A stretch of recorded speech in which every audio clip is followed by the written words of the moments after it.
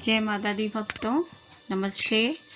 आज हम इस विषय पर बात करेंगे कि कन्या पूजन करने से क्या होता है, कन्या पूजन क्या महत्व रखता है हमारे लिए। तो भक्तों, कन्या पूजन का बहुत बड़ा महत्व है। जैसे आप मैया की पूजा आराधना करते हैं, एक पूजा से लेकर 9 पूजा तक, उसके बाद हवन आदि करके आप पूजा संपन्न करते हैं। नवमी को यह है कि हमें कन्या पूजन करना होता है, तभी हमारी पूजा संपन्न होती है भक्तों। तो भक्तों, पहले तो मैं ये कहना चाहूँगी कि कन्या माता की ही रूप होती है।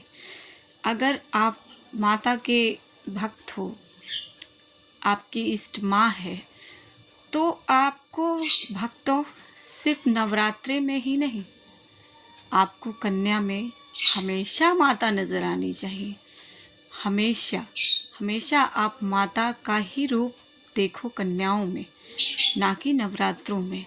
आप हमेशा उनमें अपनी माँ की छवि देखोगे तो आपको रोज ही दर्शन होंगे।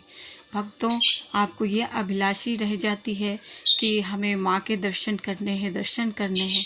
आप अपने अंतरात्मा से देखो तो आपको तो कन्या में साक्षात माता ही दर्शन होती हैं भक्तों।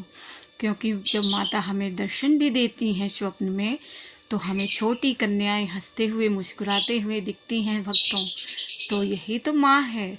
तो आपको कहीं भी दर्शन के लिए नहीं भटकना है, आपको कन्या में ही माँ की छवि दिखती है, माँ के रूप दिखते हैं। तो भक्तों, मेरा कहना मानिए, आप सिर्फ नवरात्रों में ही माँ को नहीं पूजिए, कन्याओं को आप हमेशा ही कन्या की बहुत ज़्यादा अच्छी तरह से देखभाल कीजिए, उनसे बातें कीजिए। कितने श्रद्धालु ऐसे होते हैं जो कि मंत्र जाप पूजा पाठ करते हैं, मन में विभिन्न प्रकार की बातें उलझन उनकी होते रहती हैं। तो भक्तों, ऐसे भक्तों की ही पूजा माँ जल्दी नहीं ले पाती हैं। उन्हें बहुत ही प्रयत्न करना पड़ जाता है, काफ़ी देर लग जाता है माँ को समझने में, माँ को पाने में। माँ भी उन्हें जल्दी से दर्शन नहीं दे पाती हैं। अपने होने का एहसास, अपने होने का अनुभव उस भक्तों को नहीं हो पाता है भक्तों। बस वो सोचते तो हैं, वो करते तो जाते हैं लगन भक्ति, लेकिन माँ की अनुभूति उसे जल्दी प्राप्त नहीं हो पाती है भक्तों। तो भक्ति करने के लिए सबसे ज़्यादा आपका हृदय स्वच्छ, निर्मल और पवित्र होना चाहिए। ना ही उसमें द्वेष भावना, ना जलन की भावना, ना ही घमंड की भावना, कोई भी भावना नहीं होनी चाहिए। संपूर्ण ध्यान अपने इष्ट पे लगाइए, ना ही कोई अपेक्षा की भावना।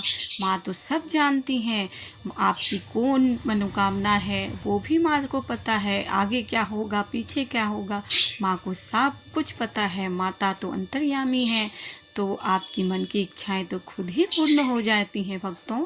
सबसे पहले तो यही होता है, जब आपकी भक्ति माँ को पसंद आ जाती है, माँ आपसे प्रसन्न हो जाती है, तो धीरे धीरे पहले माँ अपने भक्तों की सारी इच्छाएं ही पूर्ण करती हैं, उनकी त्रुटि को ही पूर्ण करती हैं। जो भी कमियां हमारे जीवन में होती हैं वो धीरे धीरे माँ सही कर देती हैं।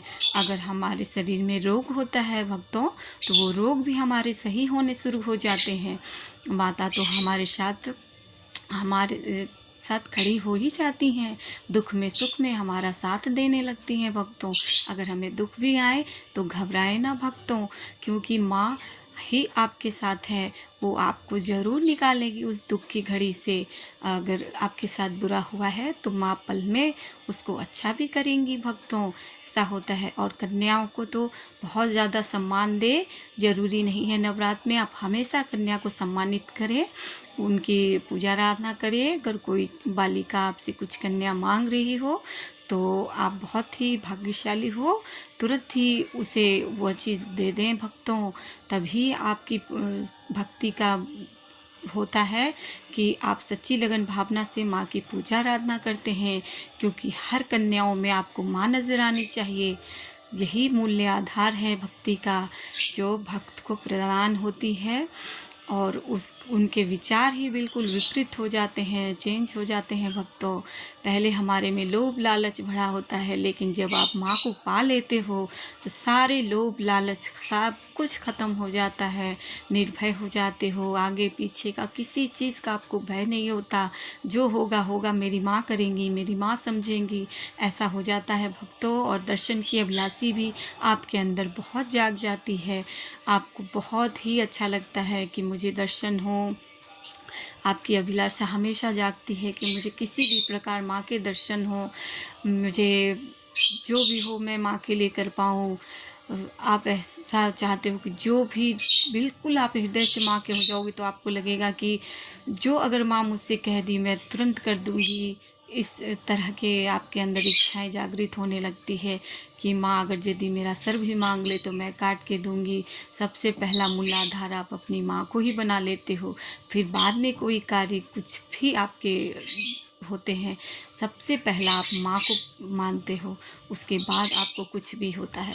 आपको लगता है कि जैसे मुझे ये चीज़ चाहिए, तो उसमें भी आप माँ की इच्छा समझते हो कि माँ आपको अच्छा लगे तो ही मुझे चाहिए, लेकिन पहले मुझे आप चाहिए। ये आ जाती है जो भक्त माँ के बिल्कुल हृदय से हो जाते हैं भक्तों। अब हम आपसे भंडारे के आयोजन की बात करेंगे दूसरे वीडियो में, कि माँ अपने भक्तों से भंडारे कैसे लेती है भक्तों।